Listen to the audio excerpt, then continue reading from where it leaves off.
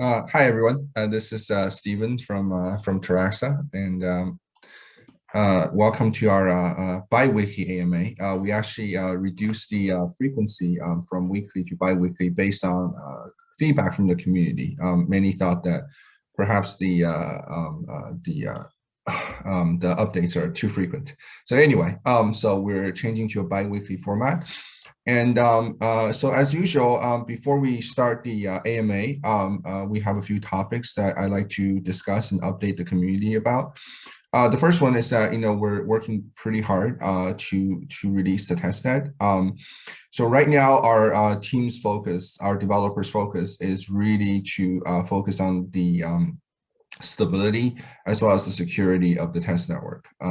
So in the past few weeks, I think we've made tremendous strides in improving those aspects. We're very, very, very close. Still just a few things to root out. Even after we release it, we're sure that we're going to see problems. We would just like to release a version where we do not see any known problems. So please be patient, and thank you for being patient so far. You can actually see our code is open source, so you can check out our node code. You can actually see the documentation how to set up a node on docs.taraxa.io. And yeah, so but unless you're hugely technical, we don't really recommend that you try it before we officially announce it. But you can just track our progress as we go on. After we announced a incentivized testnet, we're going to have a lot of interesting activities for the community to engage in, including things like top block producers. Later on, we're going to get people to try to deploy Ethereum dApps onto our network.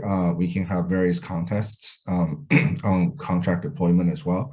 And then we're going to be moving to staking and paving the way towards mainnet. So all the activities that we're going to be engaging the community with are going to be in one form or another helpful for us to stress test the network and once again pave the way towards a mainnet launch this year. Okay, so thank you again for being patient. We're working very hard to improve the stability and security of the testnet, and we should be able to have a publicly available release soon. Okay. So another topic I actually want to cover today, and this it's a article that was published about the Ethereum bridge. So we're calling it a pollen that actually connects between Taraxa as well as Ethereum, and the article is relatively terse. It was written by our CTO, my co-founder Justin, and after engaging with a few community members as well as our team members internally, I felt that perhaps it's warrants a little bit more of a detailed explanation on some of the benefits that this Ethereum bridge could introduce, and we expect to introduce into the Taraxa ecosystem. So there were three specific things that were mentioned, I think benefits that talks about why an Ethereum bridge is interesting, right? So instead of explaining what an Ethereum bridge is, I'll just go straight into explaining why it's beneficial, right? So the first one is liquidity, right? So as I mentioned in many AMAs before, Ethereum has very firmly established itself as the ecosystem for financial assets and trading and liquidity, right? So once a ecosystem reaches that kind of network effect, it's going to be pretty difficult try to replace them, and we're not looking to replace that. We're looking to take advantage of it. So that means that regardless of what kind of native tokens that we actually publish, regardless of what kind of functionality that we actually pursue, they're going to fully take advantage. It will be in our benefit, right, to actually fully take advantage of Ethereum's very rich financial ecosystem and liquidity. So that's why we will want a Ethereum bridge. So number one is for financial liquidity reasons. Number two, it's actually to really unlock the financial value of the type of applications and the type of data that we're collecting. So this is actually very, very interesting, right? So financial assets, financial products right now on Ethereum, they're pretty much all collateralized financial instruments, right? You have to lock in something in order to get some yield. Um, they're just like the real financial world, right? I think everything in the real world starts out being purely collateralized. There's only collateralized loans, right? So you want to borrow some money, you have to put something, you have to put up a collateral, and then you're able to borrow against it, right? It's very, very simple. But as the real world evolves, collateral becomes only one of many consideration factors. The other consideration factor that modern finance looks at is credit worthiness, reputation. Basically, it's a quantification of your risk, right? And lots of different factors actually come into play to that. And that in combination with collaterals will together form, how much access you have to credit, to capital, and the rate at which you actually have access to it.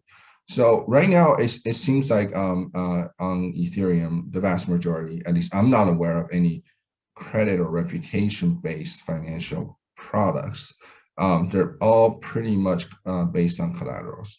And I think just like the real world, it will evolve, right? It will evolve to actually include reputation in making financial decisions and in creating financial products.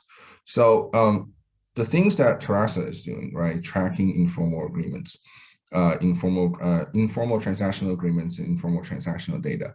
All of that is actually going to form the foundation of reputation, right? So who you work with, how you're working with them, that is really the basis of your reputation, right? So it has been very, very difficult to track, especially for small businesses and especially for informal transactions in which things are not written down.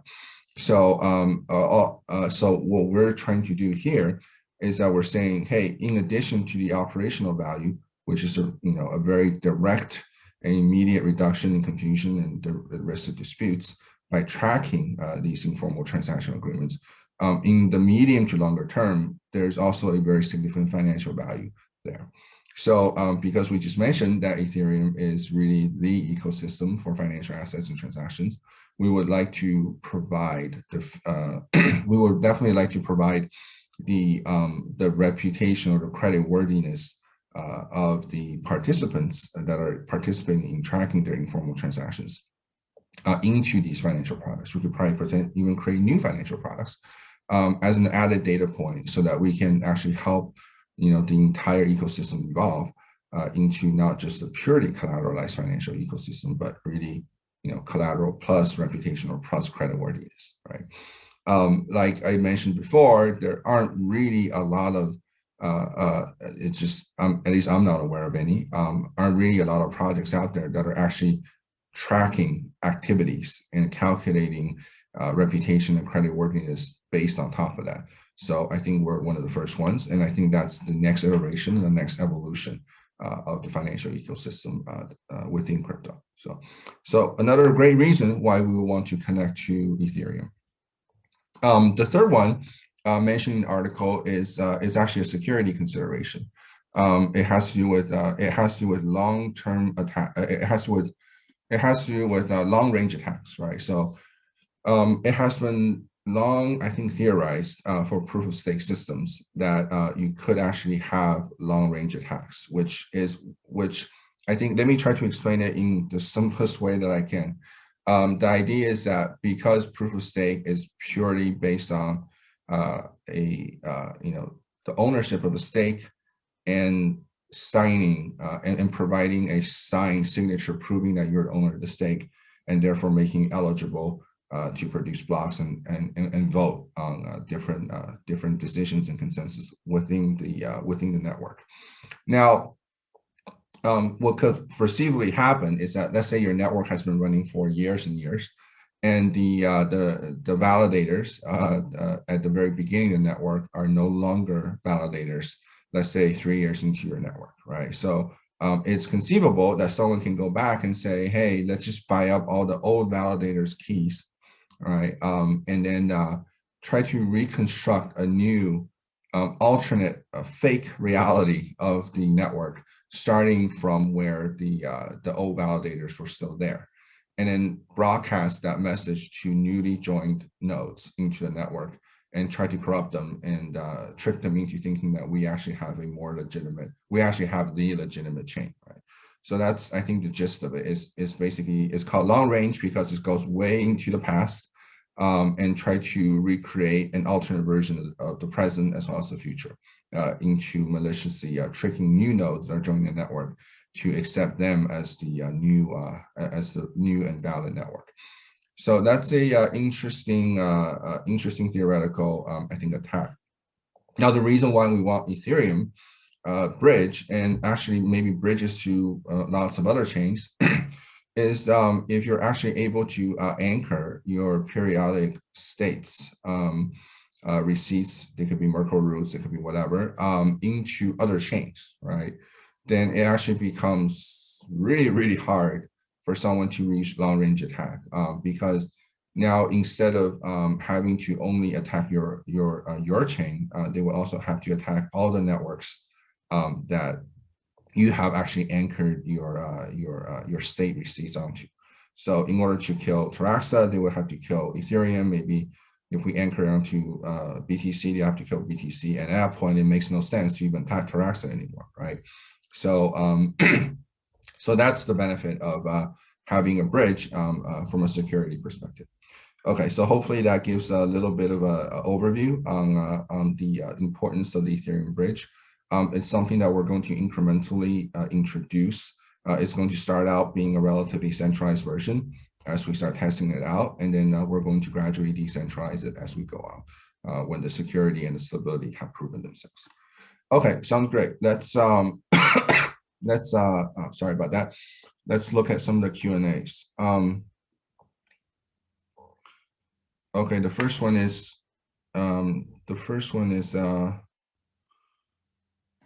in Chinese. It's a trading question. The first half of it's a trading question. We don't answer questions about price and trading because, like I mean, we've said this repeatedly. We don't really touch what the market does. It's all just market forces. We don't influence it. We have no influence over it. The second part of that question is, can we add Chinese translations? Yes, our team has been actually consistently translating all of these AMAs into Chinese. So as soon as we translate them, we'll actually post them into the comment section, sorry, not the comment section, but the description section of these videos on YouTube. So yeah. We do also have plans to do a Chinese version AMA, but that's also in the works. Yeah, please be on the lookout. Thanks. Second question. Can you talk more about the mainnet? When will it be released? If we release, any highlights of the mainnet? Yeah, so I think I covered part of the let's see. I covered part of that. I think at the beginning, talking about our progress on a testnet. Mainnet, I think, just like a testnet, is really sort of an incremental. It's really sort of an incremental roadmap. So we're still expecting to definitely launch the mainnet this year. Exactly when that will happen, we're still unsure about. Our target is end of Q3, and we're trying very hard to hit that. Any highlights of the mainnet? Well, I think the mainnet will be significantly more performant than Ethereum. It should have significantly lower fees. But before the market opens, we don't know. But there's just no reason why the fees will be anywhere close to Ethereum, right? It should be many hundreds of times lower, right? It's I think another feature that I have been I've heard that the community members and developers actually care a lot about is that we have been designed to be Ethereum compatible from day one. So although our blockchain network is written from scratch, the RPCs and the communication layer are fully compliant with Ethereum RPC specifications. So that means right out the bat, we can use all Ethereum. Any dApps deployed on Ethereum can just move on to Taraxa. We can use all Ethereum ecosystem toolsets. We can, you can just use MetaMask right now on our testnet, for example. So I think that will make it actually much easier for developers to actually develop on top of our on top of our network. So I think those are some of the interesting highlights. We'll have obviously have more details rolled out once we incrementally move towards mainnet launch.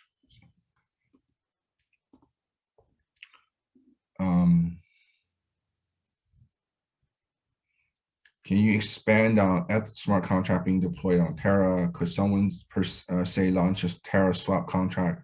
Yeah, so like I said, anything that's compatible with Ethereum can be launched on our network with no problem. Just copy it over.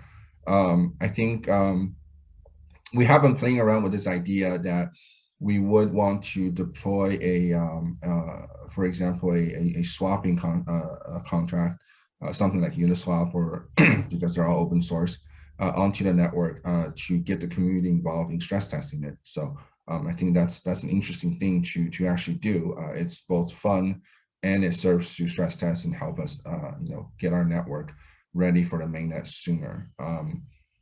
Yeah, so I think that would be interesting. So we'll definitely have that up in the queue. Do you think S-Sign is a Taraxa competitor? This is interesting. So I have been hearing about S-Sign lately.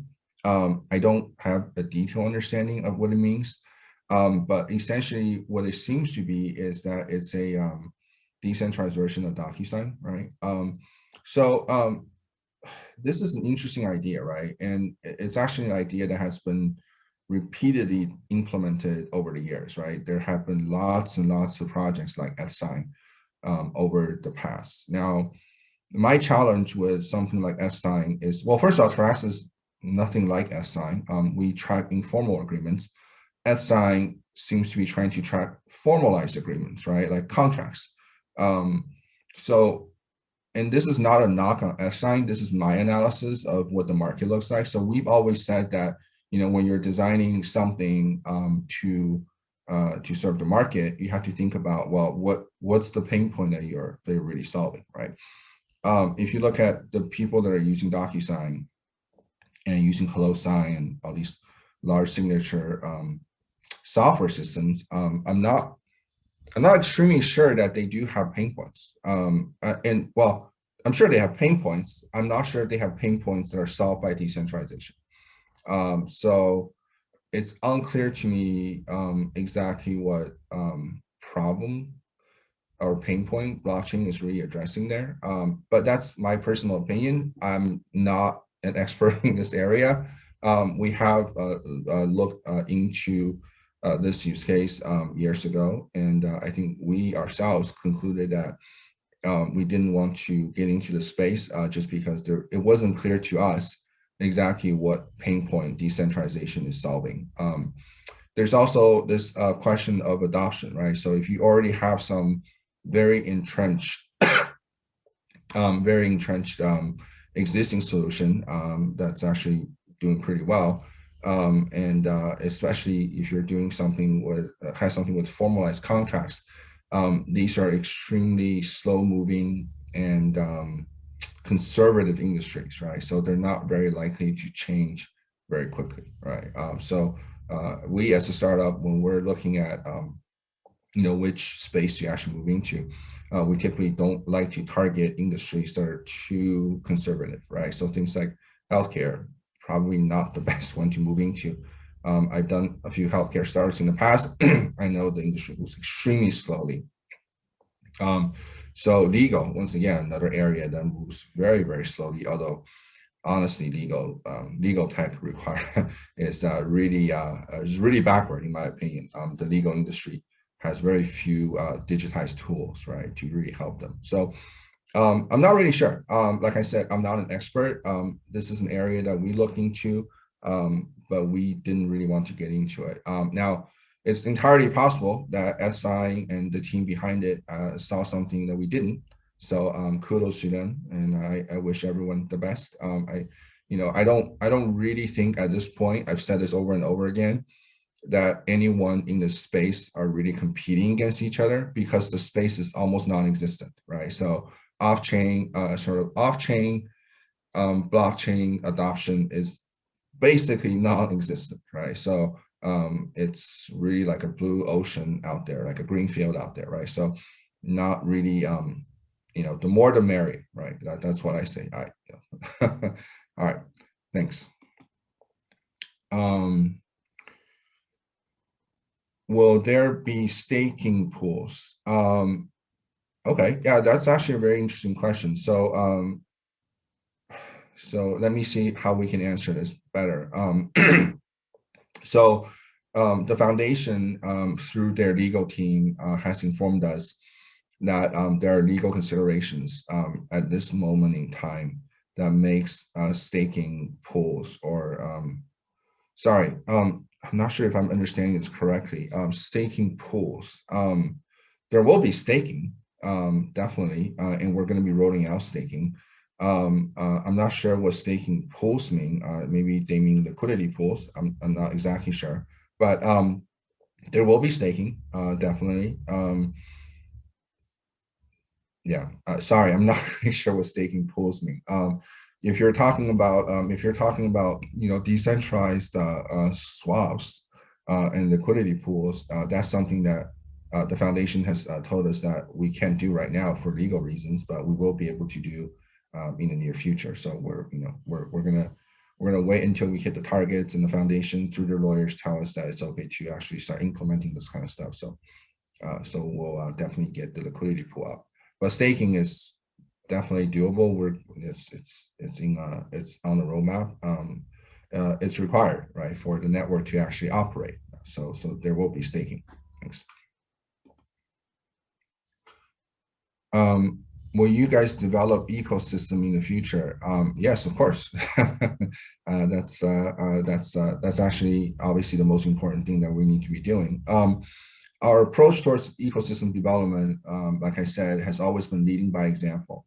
So instead of touting the functional benefits of our layer one network, I think we have always said that we're going to actually develop applications and drive their adoption to demonstrate the viability, the commercial viability of these applications. So that's how we're going to drive ecosystem adoption, basically by leading by example, right? So we do have quite a few partners out there. These are software developers that are interested in deploying whatever it is that they're developing onto our platform.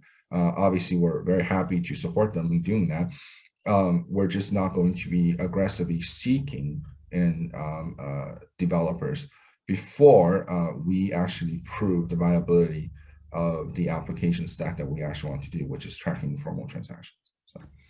So it's a little bit different than most layer ones. The next one is about price. We don't. I don't trade.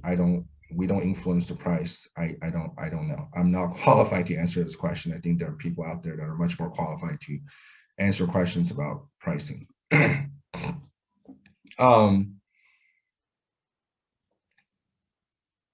Okay, this is an interesting question. Will Taraxa reserve a certain amount of ERC20 tokens after the mainnet launch?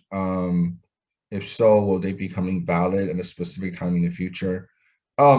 This is actually a really interesting question. So, we were talking about the Ethereum bridge earlier, right? So if you asked me this question 1 year ago, I think I would have said, if you asked me this question last year, right? So 1 year ago, I would have said, yeah, there will be nothing on the Ethereum network after we do the mainnet conversion to native tokens, right? That's sort of the modus operandi for almost every single, I think every single layer one project.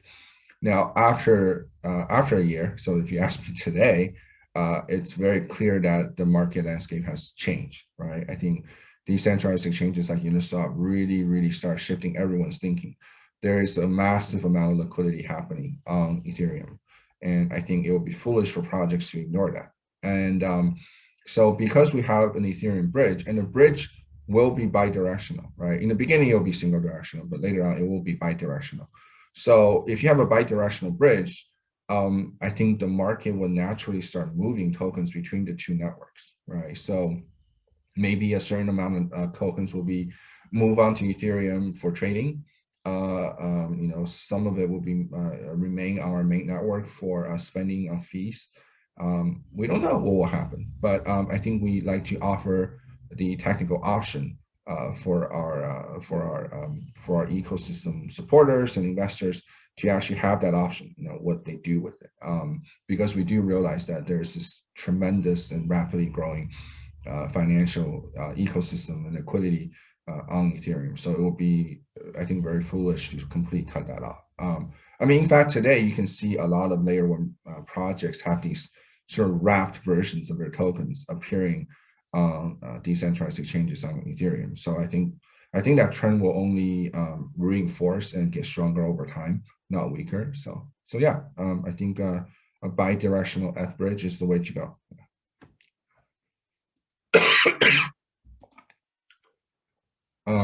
Will Taraxa host some hackathons for developers?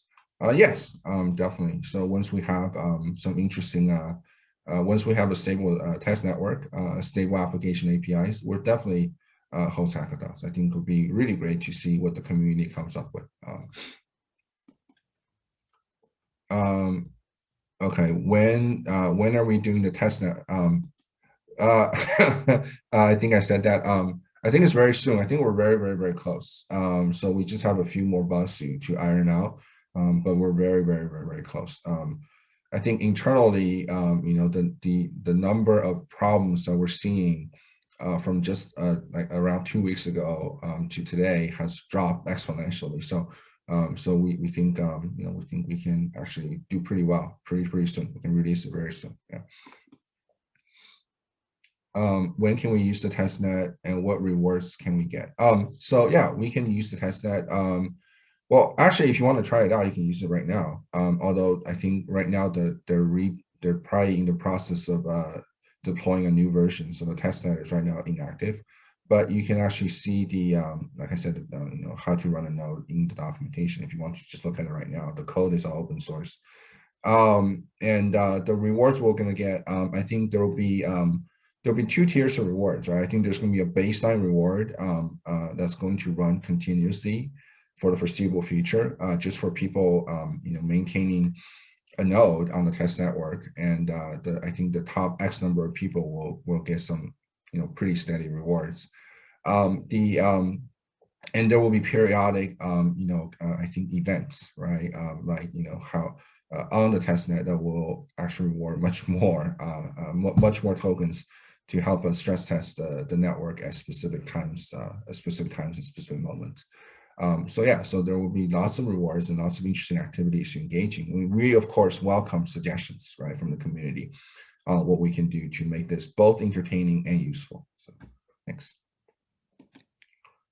When do you think agreements with other chains will be carried out?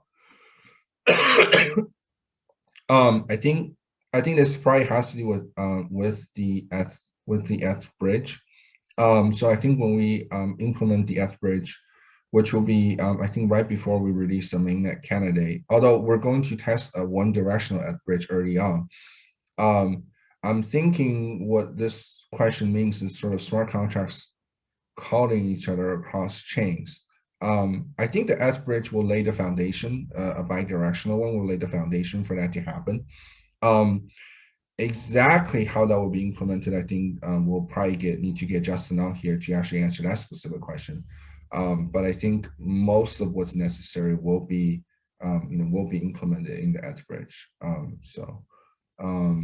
I mean, the bridge, all it is that it's a program that sort of monitors changes on specific contracts on both sides, right? So if these contracts are connected in some way, then they will make calls, on behalf of if a contract changes on one side, and it's supposed to incur some corresponding change on the other side on the other chain, then these bridges will actually just go onto the other side and actually make those changes.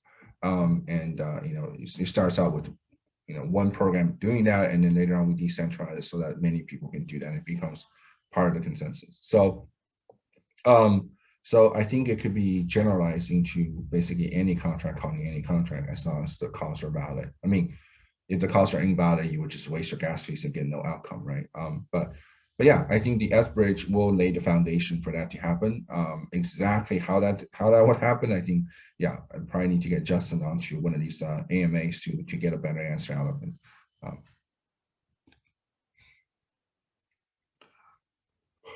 I noticed Terra didn't have any partnerships on their whole website. Is redesigned the foreseeable future. Yeah, we actually have a new website designed.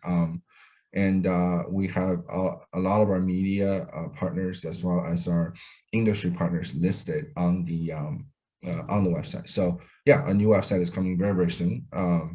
And yeah, please stay tuned. Yeah.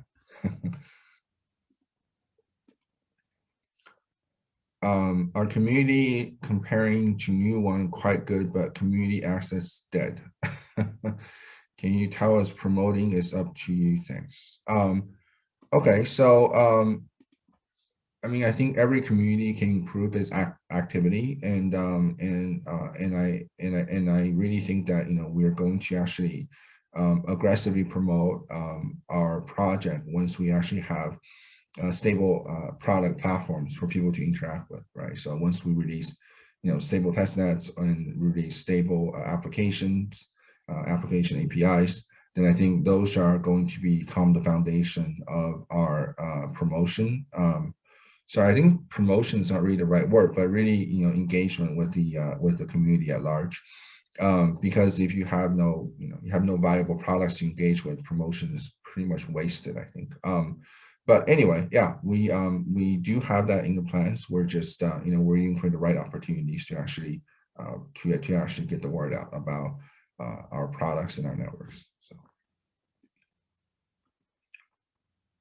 can I deploy NFTs on Taraxa's testnet? Yeah, you can deploy anything. You can deploy on Ethereum. So NFTs, you can deploy an NFT contract on here on the testnet. Sure, no problem.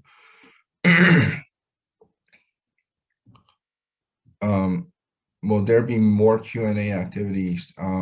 Sure. Yeah. I mean, I think we are aiming to launch one or two of these campaigns every single month. So yeah, there will always be more of these things.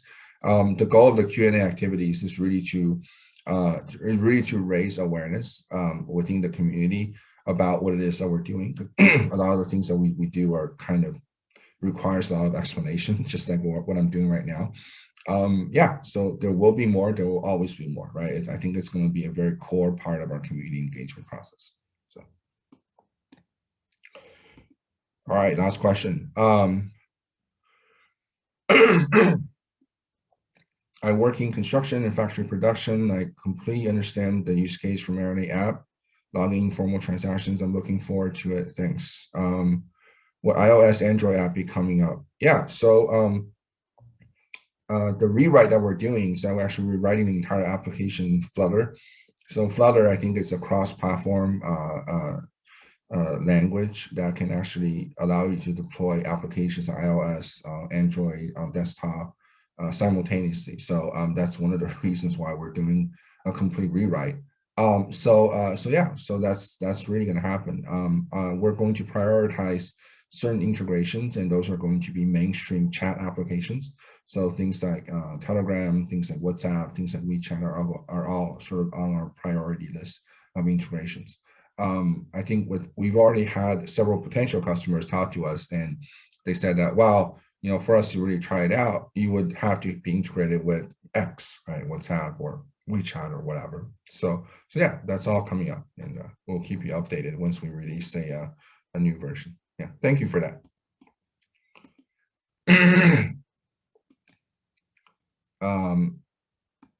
Is there I think this question is asking whether or not there's going to be any promotional rewards for spreading within the Chinese community. Yeah, I mean, all of our activities and bounties are actually global. So of course they cover China. They cover everywhere in the world. I think we're also going to be rolling out an ambassador program very soon to really help engage highly active community members to become our ambassadors within the community, and they can help us to really localize and get deep within the community within specific geographies and languages. So yeah, yes, the answer is obviously yes, and we have been doing it. We have kept doing it. Okay, another question. How many times would you have to test the test net? So that's an interesting question. I don't think it can be measured in the number of times we test it. The test net is being tested continuously. So yeah, I'm not sure I can say the number of times. That's a little bit difficult to quantify. But it will be tested continuously for stability, security, and then later on performance. Right. So that's how we're going to do that. Okay, well, thank you very much for everyone who chimed in and tuned in for this AMA, and thanks everyone for the great answers. For the great questions that you're asking. And all right. So let's end today's AMA, and I'll talk to you guys, I guess, in another 2 weeks. Okay. All right. Thanks. Bye.